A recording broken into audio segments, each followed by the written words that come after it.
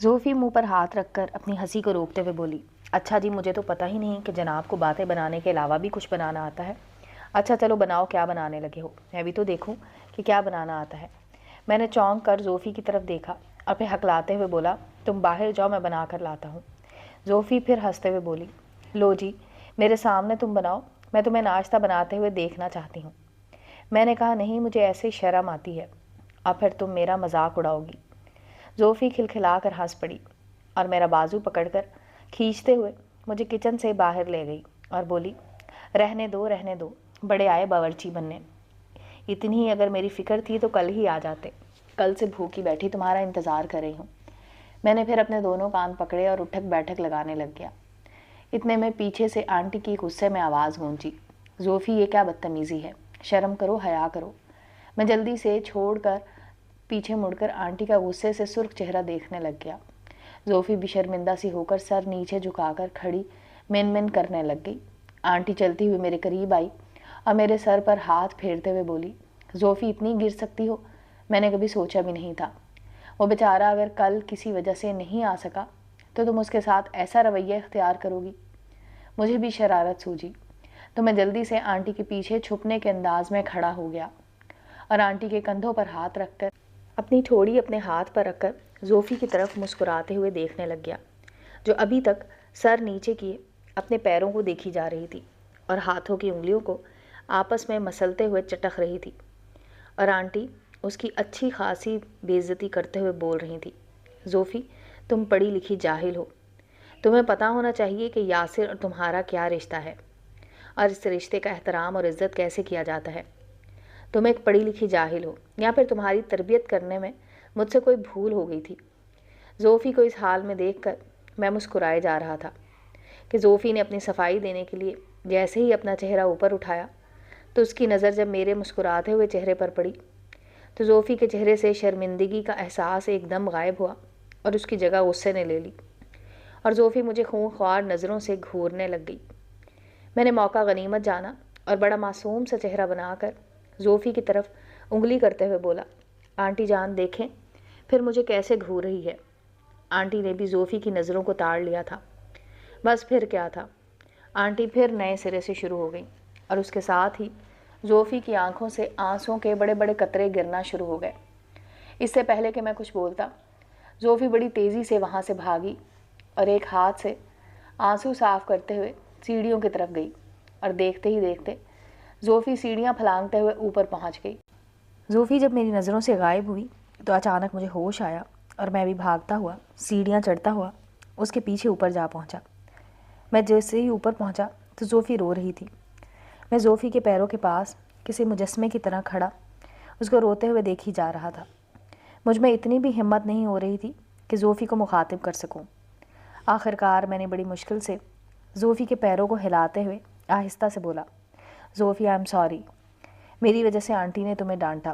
زوفی نے سر اٹھا کر میری طرف اپنی بھیگی اور سرخ آنکھوں سے دیکھا۔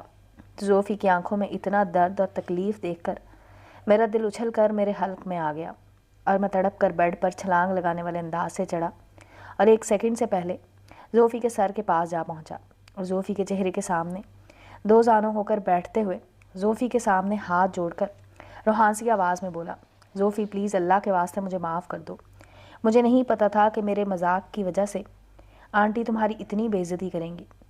زوفی نے سر اٹھایا اور چہرہ میری طرف کرتے ہوئے بھیگی آنکھوں سے میرے جڑے ہاتھوں کو دیکھا اور جلدی سے اٹھ کر بیٹھ گئی اور میرے ہاتھوں کو پکڑ واہلانہ انداز سے بولی، نہیں یاسر، مجھے مزید شرمندہ مت کرو، غلطی میری تھی کہ میں ضرورت سے زیادہ غصے میں آ گئی تھی۔ زوفی کی واہلانہ محبت اور پاگل پن دیکھ کر میری بھی آنکھیں بھیگ گئیں۔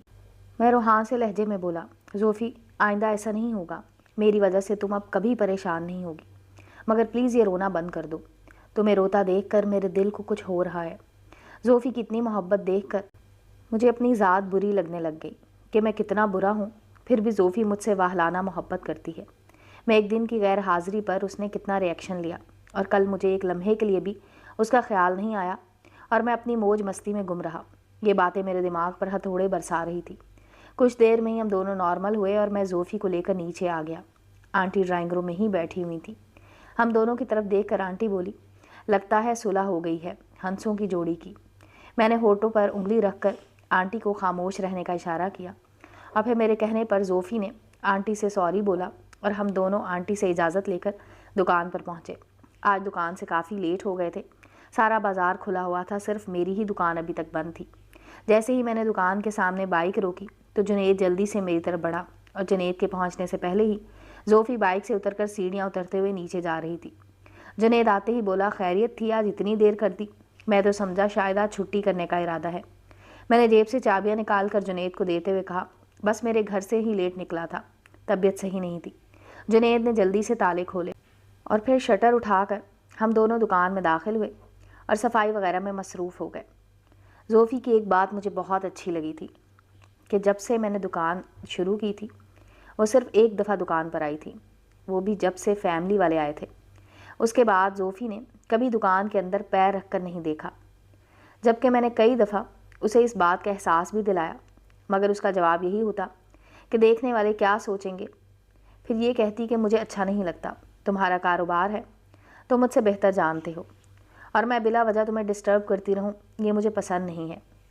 दोपहर को हम फारिग बैठे हुए थे और मौसम बदलने की वजह से हम मौसम सरमा की वैरायटी के बारे में आपस में डिस्कस कर रहे थे। बातों बातों में जुनैद ने मशवरा दिया कि अगर हम बच्चों के गारमेंट्स भी रख लें तो इसमें प्रॉफिट भी ज़्यादा है और हमारे काम के साथ रिलेटेड भी है। जुनैद का मशवरा मुझे बहुत ही ज़्यादा माकूल लगा, क्योंकि कई कस्टमर्स ने बच्चों के गारमेंट्स का पूछा भी था, मगर मुझे उसका तजर्बा नहीं था, इसलिए मैंने कभी इस बात पर गौर नहीं किया। जबकि जुनैद ने बताया कि उसे इसका तजर्बा है और वैसे भी ये कौन सा मुश्किल काम है। मसला परचेजिंग का है तो शाह आलम मार्केट से सब कुछ मिल जाता है। खैर, काफ़ी देर बाद मैंने डिसाइड कर लिया कि अगले जुमे को लाहौर से बुटीक की वैरायटी के साथ साथ बच्चों के गारमेंट्स भी लेकर आएंगे। रात को दुकान बंद करने के बाद मैंने जोफ़ी के साथ भी इस मामले में मशावरत की, तो जोफ़ी ने भी यही मशवरा दिया कि ये काम तो तुम्हें बहुत जल्द शुरू कर लेना चाहिए था। खैर, देर आए दुरुस्त आए। मैंने जोफ़ी से भी ओके की रिपोर्ट लेकर 100% जहन बना लिया और फिर जोफ़ी को घर छोड़कर मैं गांव पहुंचा। खाना वगैरह खाकर फारिग हुआ। नसरीन की तबीयत पहले की निस्बत अब काफ़ी बेहतर थी, मगर उसका मेरे साथ मूड ख़राब ही था। मगर उज़मा पहले की तरह बड़ी खुश थी और मेरे साथ छेड़छाड़ और हंसी मजाक कर रही थी। मैं कुछ देर के लिए बाहर गया, दोस्तों के साथ गपशप की। अगले दिन हस्बे मामूल जोफ़ी को घर से लिया और दुकान पर पहुंचा। दुकान की सफाई वगैरह के बाद कस्टमर्स में मसरूफ़ रहे। दोपहर को असद खाना लेने चला गया और मैं दुकान के अंदर ही बैठा ख्यालों में गुम था कि स्कूल की लड़कियों के टोले गुजरने शुरू हो गए। लड़कियों को देखते ही मेरे दिमाग में महरी के बारे में ख्याल आना शुरू हो गया और मेरी नज़र बाहर की तरफ थी और सोच महरी की तरफ, और फिर महरी को सोचते सोचते मेरा दिमाग असद और अकरी तक पहुंच गया और फिर असद और अकरी से उज़मा की तरफ। मैं एकदम चौकस होकर बैठ गया। अचानक मेरे दिमाग में एक ज्वेलरी और कॉस्मेटिक्स की दुकान वाले का ख्याल आया, जो दुकान के साथ साथ लड़कों और लड़कियों के बाजुओं पर नाम भी लिखता था। उसका दिमाग में आते ही मेरी बेचैनी बढ़ गई और मैं जुनैद के आने का शिद्दत से इंतज़ार करने लग गया।